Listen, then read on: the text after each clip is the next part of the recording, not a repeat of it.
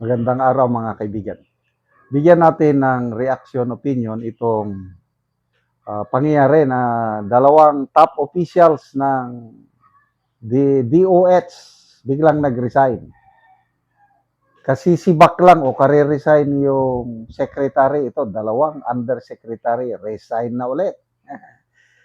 Lumulubog na ba ang barko? Ambot na lang. Okay, update lang tayo sa ating fund drive for the Brave 14 Marines. Nakaipon na tayo ng 20,000 sa ating GCash. Yung naipadala na natin, total na napadala is 630,000. Kaya tuloy lang ang ating panawagan na tulungan natin ang Brave 14 Marines. Ito po yung GCash natin. 0966-265-8480. Ivan Henry Sibog ang pangalan. Okay, ito. Post ng sino ito? News 5. Nagdetail sa pwesto. Nag-resign na ang dalawang undersecretaries ng Department of Health na sina Yusek Randy Escolango at Dr. Glenn Matthew Bagaw. Kinumpirma ito ni Palace Press Officer Yusek Claire Castro ngayong Sabado. Wala namang inilabas na detalye ang palasyo kaugnay ng kanilang pagdidetail. Excuse me. Kailangan pa bang i-memorize yan? Wala nang ibang dahilan, kundi, bahala na tayo. Yung bagong nag-resign na Dr. Puhalti ba yun? Wala pang isang buwan. Mula nang umupo, nag-resign ka agad due to health reasons. Kaya tuloy, ginawa siyang sentro ng katatawanan ni Attorney Edward Chico. Ano ba yan?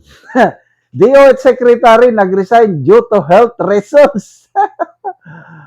Una, yung Herbosa, ang daming ano yun, ang daming issue laban sa kanya.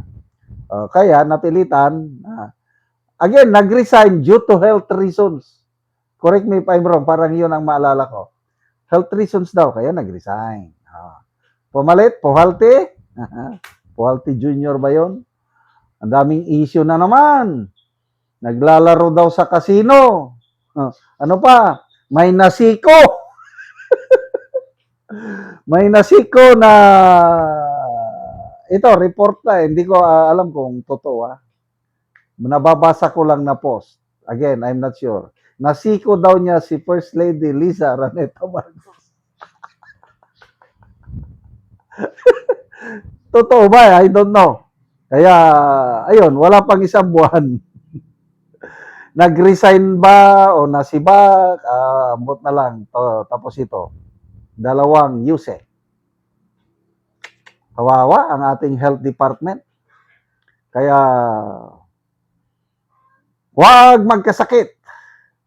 Bawal magkasakit. Kaya lang, hindi naman pwede.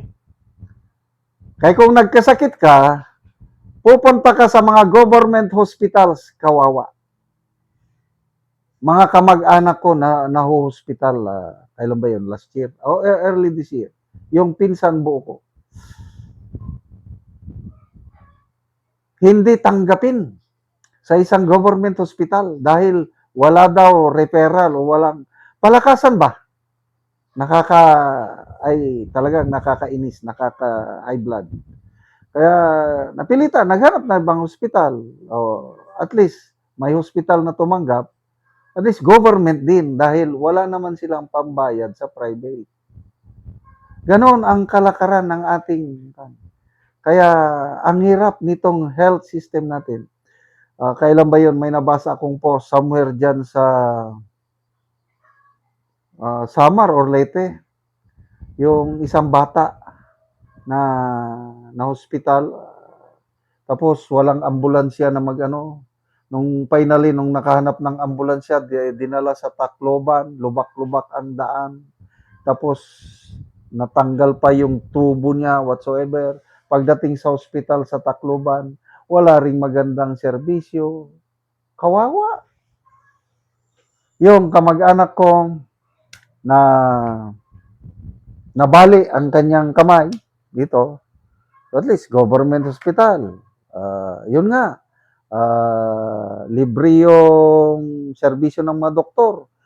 Kailang lahat ng gamot, bibilhin mo naman. And then yung steel, basta may bibilhin ka na, may bibilhin ka na, mabuti na lang dahil nagtulong-tulong kami, nakabili kami ng yung, kasi fractured nakabili. Ang kasama niyang pasyente, kawawa, walang maibili. So, nasaan yung ipinagmamalaki ng gobyernong ito na zero billing? Ayan nga, zero billing sa, what's this? Zero billing sa doctor's fee, whatsoever. Bibili ka rin ng pagkain mo. Basta, kung mayroong government service na napaka-worst, health services, kaya yan na po ang tatak ng administrasyong ito. Grabing, So ngayon, ano nang nangyari? Nagre-resign. Ito na yung palatandaan ng weak leader. Pag mahina ang Pangulo, most likely mahina rin ang kanyang mga gabinete. Kaya ito, nagkakagulo tayo sa ating. So, good luck. Ito, I think magandang development ito. Kasi ang bagong assigned na DOH Secretary, yung dating PhilHealth CEO or President Mercado ata. Tapos ang inilagay na CEO, President ng PhilHealth, Dr. Ho, sa tingin ko matino dahil ilang hands ko dahil maganda yung nababasa ko tungkol sa kanya. Basta babae, Dr. Ho. Sana nga mag-improve ang serbisyo sa PhilHealth with this kind of leadership itong si Dr. Ho. Salamat mga kaibigan sa inyong pagsubaybay sa channel na ito. Nakakatulong kayo ng malaki sa tribong Talandig ng Bukidnon dahil, ang sweldo natin sa channel na ito is pantulong sa tribo. Namimigay tayo ng libreng yero at pako para makapagpatayo sila ng mas maayos na tirahan. Panoorin nyo ang video na ito. Karon na anak ko diri sa gipatindog nga balay ni Kuya Algin Hanyagan. Sumuna ni ang gipatindog nga balay sa barangay Masimag. Sumuna ni ang iyang pag-atupan karon. Sumuna ni ang yero nga gitabang sa iyaha nga iyang makaatop karon.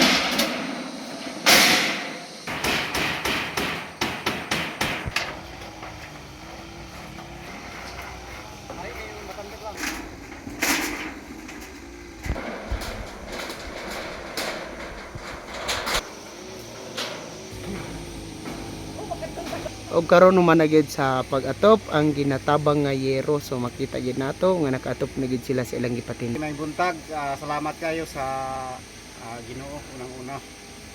Kay siya ang naghatag sa tanang butang. Salamat kayo Dios sa imong gihatag nga kuan.